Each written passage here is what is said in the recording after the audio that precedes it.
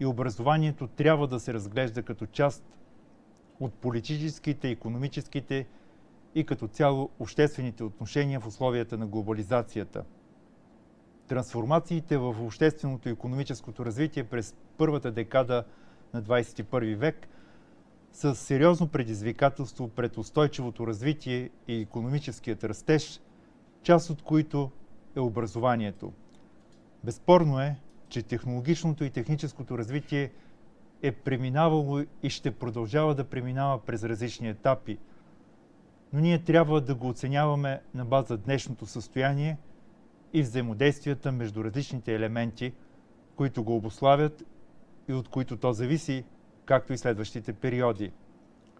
Няколко са ключовите зони, които определят нивото на икономическият растеж днес. Информационно-комуникационните технологии, дигитализацията, нисковъглеродната икономика, т.е. високотехнологичната зона. Тези ключови зони се свързват с глобалните цели на развитието на обществото ни. Няколко са ключовите системи, които осигуряват тези икономически зони. Образование, наука, иновации, всяка от тях специфична, развиваща се с различна скорост, по различни механизми, непренебрежима по отношение на другите. Вече почти 10 години Европа живее и работи с три основни цели – интелигентен, устойчив и приобщаващ растеж. Всички ресурси са организирани и мобилизирани за постигането им, но повече от очевидно е, че водещата роля имат образованието и науката. От една страна, защото тези цели са продължение на изведената през 2000-та година парадигма за създаване на икономика, базирана на знанието, но и от друга страна, защото е пределно ясно, че съвременното техническо и технологично развитие на обществото ни се намират в такъв етап, от който без наука и иновации скокове в развитието не могат да се осъществят. Без да се омаловажават другите видове растеж, интелигентният е този, който изпълнява основните функции за постигане на икономически растеж, свързани с иновации, висока ефективност, качество, производителност, като цяло устойчиво развитие. Днес определяме технологичните промени като революционни и периодът на днешното ни развитие като Индустрия 4.0. Ако Индустрия 4.0 представлява тенденция в развитието на автоматизацията и обмена на данни при технологиите на производството, то трябва да се замислим върху това, каква база за това развитие предлагат образованието и научните изследвания, неразривно свързани с технологичното развитие. Трябва ли образованието да се съизмерява като образование 4.0, за да сме сигурни, че то ще съответства достатъчна степен на индустриалното ни развитие?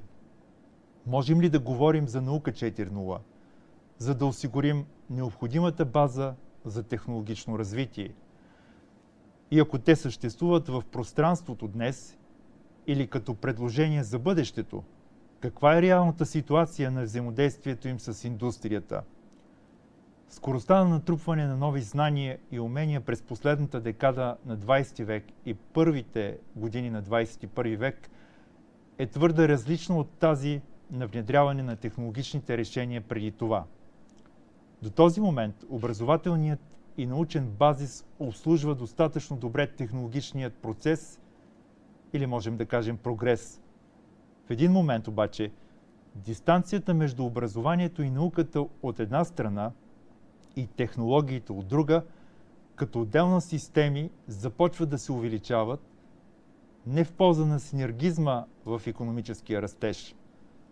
Такъв дисбаланс да се случва и да продължава дълъг период от време, т.е. четвъртата индустриална революция, не може да се поддържа от образование, което се намира на по-ниски етапи от своето развитие. Всъщност, все още не можем да говорим за образование 4.0, но възможно ли и двете системи да се движат с една и съща скорост е въпросът. Отговорът се крие в системният анализ преди всичко на образованието е. Известно е, че образованието като достатъчно консервативна система се развива по-скоро по еволюционен, отколкото по революционен път, което означава, че трябва да намерим подходящите модели на съответствие между образованието и индустрия 4.0, така че да няма забавяне на технологичното развитие, а не толкова да се фокусираме дали то е 4.0 или не. Ако съотнасянето между образованието, науката и технологиите има горе посоченият характер, какви са факторите, които определят революционното, технологичното при еволюционното образователно развитие? И колко дълго може да се запази това несъответствие? И възможно ли при това състояние да се реализира интелигентен растеж? Отговорът на този, или по-точно на тези въпроси в своята крайност, може да бъде и да, и не. На пръв поглед би следвало да отговорим не, защото това несъответствие би могло да породи други и да създаде проблеми на целият процес на развитие. По-дълбокият отговор на това несъответствие трябва да се търси в различията на системите и техните същностни характеристики, които определят механизмите в техните вътрешни промени, принципи, фактори, критерии. Системата на образование е предопределяща останалите две – наука и технологии. Натрупването на достатъчен като количество и качество фундаментален базис е необходимо за развитието на научните изследвания и технологии. Остава на тази зависимост е еднопосочна, макар да има и разклонения, които обаче не са определящи в този процес.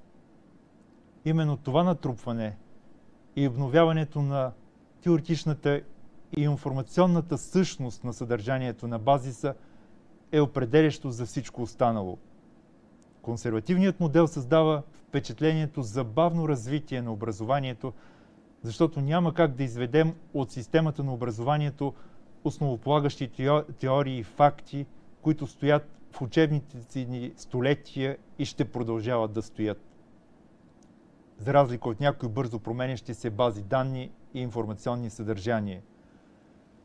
Еволюционността на образованието се изразява в невъзможността фундаменталното знание да се променя революционно или твърде радикално. Виждаме примери, в които радикалните промени, макар и в нетехнологично определящи зони, какви сериозни конфликти пораждат. Вече е достатъчно популярно да говорим за триъгълник на знанието – образование, наука и бизнес, и да обясняваме с него много от случващите се или не случващите се процеси в взаимодействието между отделните елементи. В последните години този триъгълник съществува и в друг, малко по-видоизменен вариант – образование, изследвания и иновации. Използваме ги в различен контекст. В единия случай субективен, в другия случай процесен. И двата варианта обаче са достатъчно важни за осигуряването на растеж и, както по-късно ще стане дума, преди всичко на интелигентен растеж. Възможно ли образованието да се развива революционно или как да се влияе за ускоряване на еволюционните промени в образованието? Да се влияе върху развитието е не само възможно, то е естествен ход при взаимодействието между елементите на една система или системите помежду си. Доколкото системата на образованието е тази, която основно внедрява и разпространява знание, трябва да говорим както за знание, така и за образование. Влиянието се моделира в резултат на различни фактори, в зависимост от концентричността на структурата на формиране на знанието, както и в зависимост от структурите, които формират знанието. Консервативността на образователната система е един от основните фактори, с които свързваме по-бавните промени в тази система. Тя се изразява както в структурата, така и в нейното съдържание. Структурата, свързана с типовете и видовете училища, моделите за осъществяване на обучение, мрежите от образователни структури, създаването на университети и колежи, това са въпроси, чието решения преминават през дългият път на нормативните уредби, законовите процедури, административните актове и така нататък. Промените, разбира се, има и ще продължава да има, но по същество те са частични. Понякога, когато не ни харесват, ги определяме като извършени на парче. Някои от тях не водят до някакво подобряване и ускоряване в развитието на системата. Явяват се безполезни, та дори и вредни в някои случаи. Други водят до съществени изменения и усещане за подобрения, но анализите, макар и трудно пробиващи се, не говорят в същата посока, каквато беше трансформацията на всички висши училища в България в университети. Съдържателността също се променя сложно, поради държавни образователни изисквания, стандарти и други. Знанието в сърцевината се променя достатъчно бавно, за да остане необходимият фундамент, това в периферията с по-висока скорост, както и с въвеждането на елементи на самоускоряване. Тук особено важно е да се пази онзи баланс, както и да се повлияят всички зони, защото когато говорим за образование на бъдещето, не трябва да забравяме за всички интердисциплинарни и творчески културни връзки, без които общото развитие би било деформирано. Промените в образованието се съотнасят и с методите, използвани при обучението, които се осъществяват по-бързо поради въвеждането на резултати от научните изследвания и индустриалното ни развитие. Тоест, наблюдава се ефектът на обратната връзка. Тук е ролята на информационните и комуникационните технологии и на другите методи в образователният процес, които облегчават възприемането на знанието и с които образованието излиза в известна степен от своята консервативност и по-бързо се приближава до индустрия 4.0. Но въпреки това не може да се нарече революция. Трансферът на знания и умения, които от своята страна стоят в основата на научно-изследователския и технологичен процес, е част именно от влиянието върху еволюционното развитие на образованието, с което се увеличава неговата ползваемост.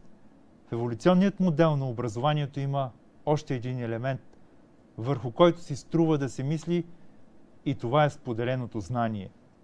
Споделеното знание и смисловата съдържателност на образованието като цяло, защото излизайки извън индивидуалното притежание, знанието става ползваемо от общности, т.е. индивидуално, то преминава към общности или корпоративно. Това също е фактор на ускорение на развитието на образователните модели и процеси. Споделеното знание разширява периметъра на трансформираното знание и може да се отнесе в известна степен към неформалното и информалното образование и може да повлияе върху скоростта на промените в образователната система, без радикалност, от които може да се загуби съдържателност.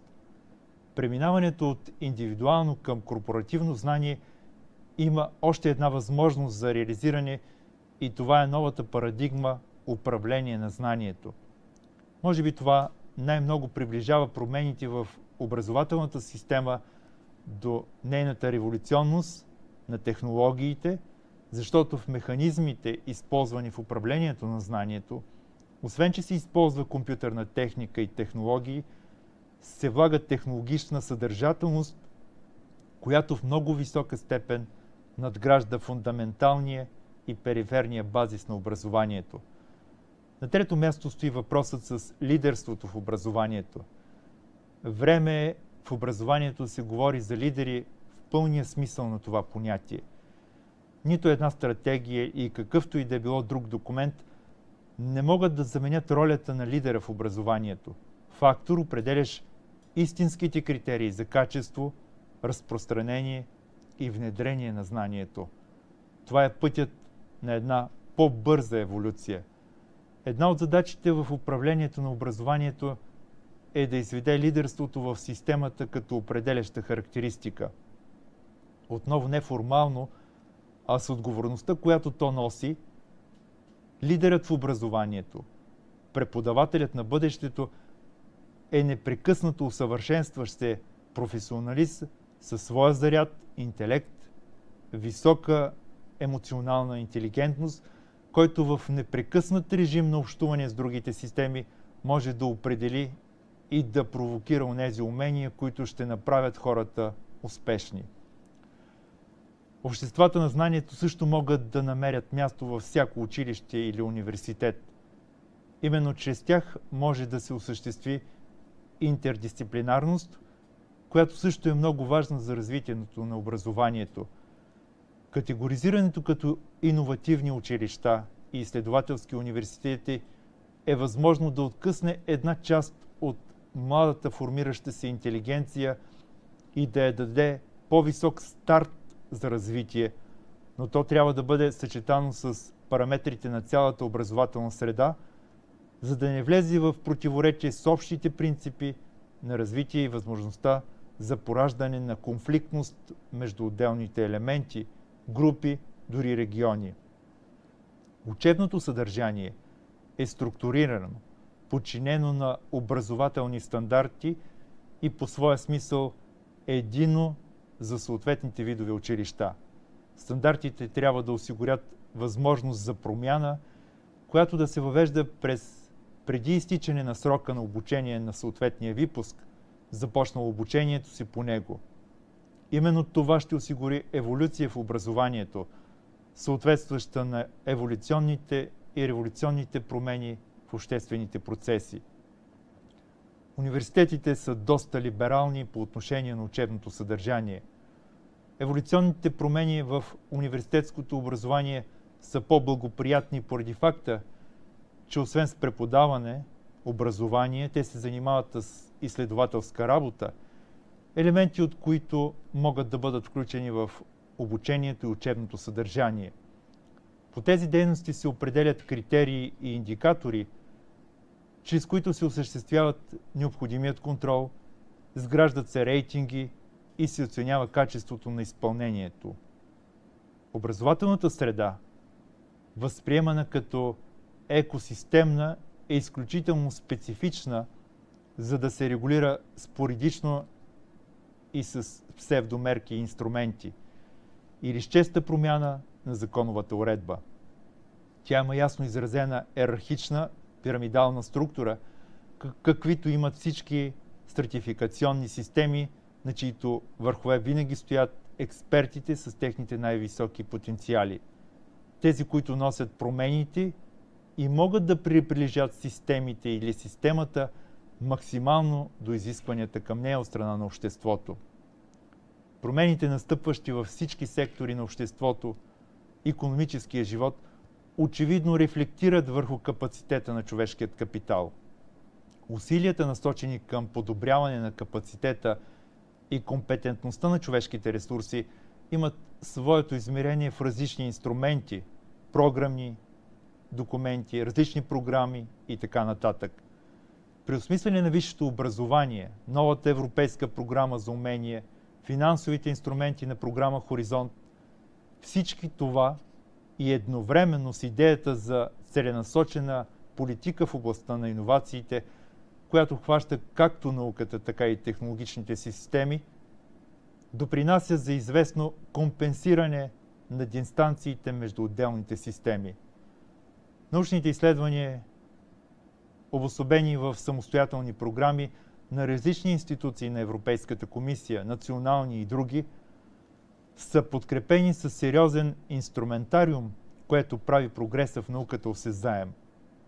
Те предполагат транснационално сътрудничество, изграждане на изследователски мрежи, мобилност и покриват интердисциплинарни области, което е от изключително значение за реализирането на революционните открития. Именно за това инвестициите в научните изследвания и иновации, които определяме към инвестиции в бъдещето. Благодаря за вниманието.